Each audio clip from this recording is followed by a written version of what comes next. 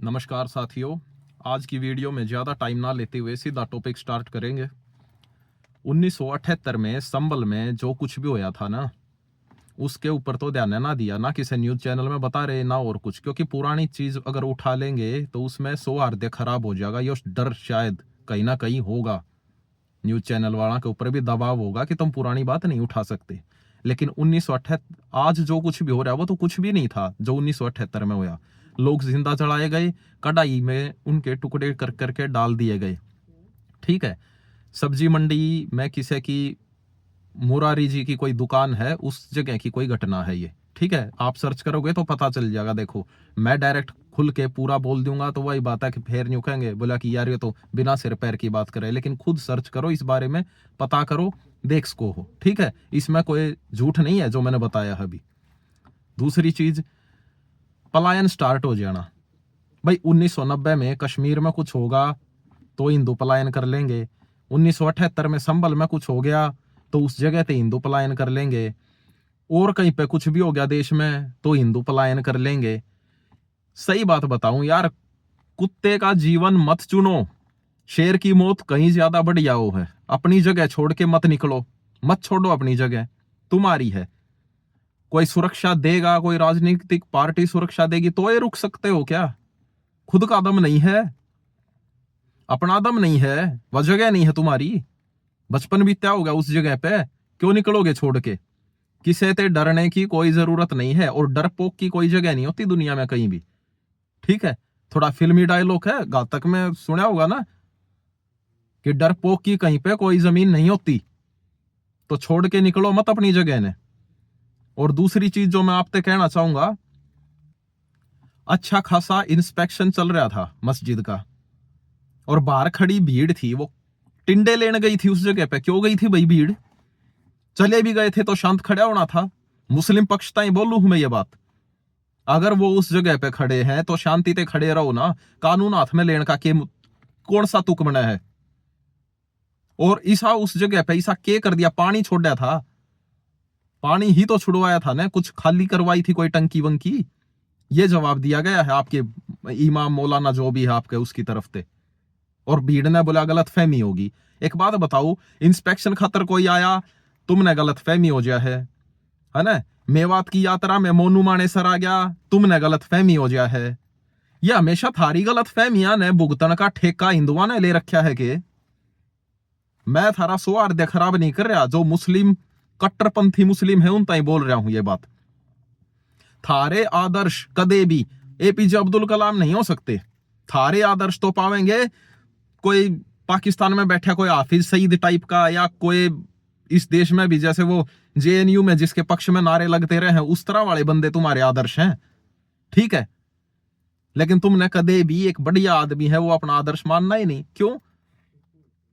वो तो देशभक्त आदमी था, उसने आदर्श मान लोगे तो तुम थारे तो इस्लाम खतरा हो गया है।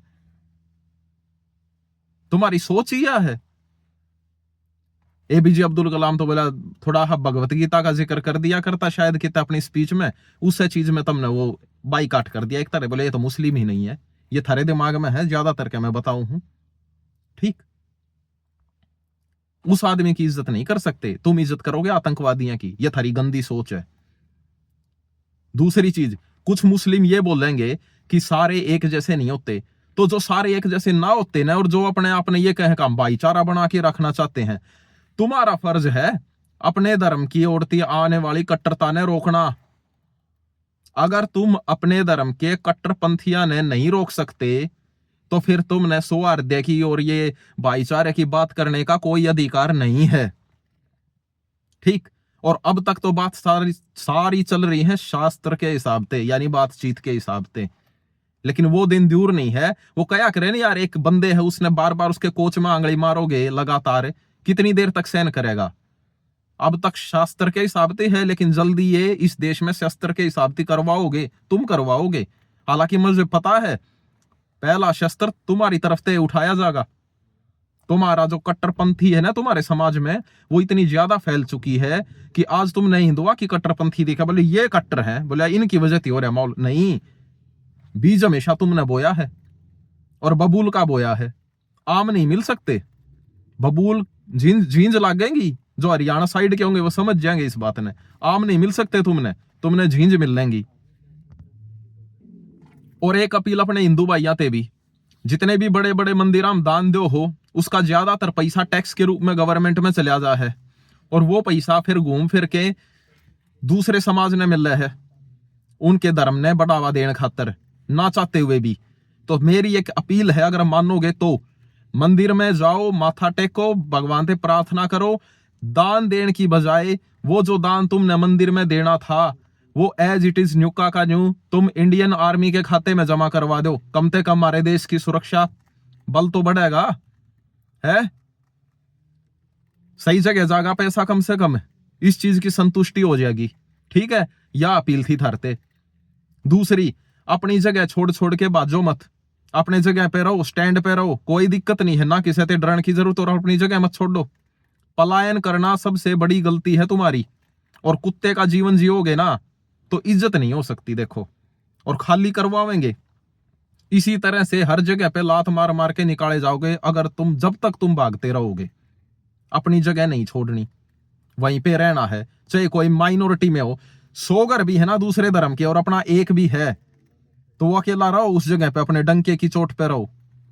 ठीक है, सरकार सुरक्षा दे दे तो ठीक, नहीं तो एक इंसान होने के नाते या एक जीव होने के नाते मानो हर जीव अपने सुरक्षा का अधिकार रखता है। मेरी बात समझ गए होगे ना?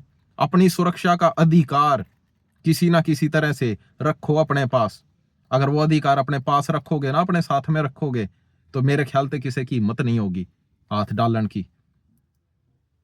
कमजोर आदमी का कमजोर और डरपोक होना ही सबसे बड़ी उसकी गलती है जीवन की।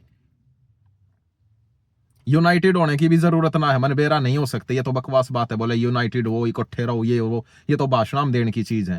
तारे में अपना खुद का दम है और अपनी लड़ाई लड़ने की इच्छा है, अपनी जगह स्टैंड पे रहने का दम है, कोई तुमने नहीं उखाड़ सकता। लेकिन तुम खुद डर के छोड़ छोड़ के भागोगे अपनी जगह, तो इसी तरह से पिटते रहोगे और भागते रहोगे, याद रखियो। और ज्यादा कुछ को नहीं कहना चाहता, खुद समझदार हो। हर हर महादेव।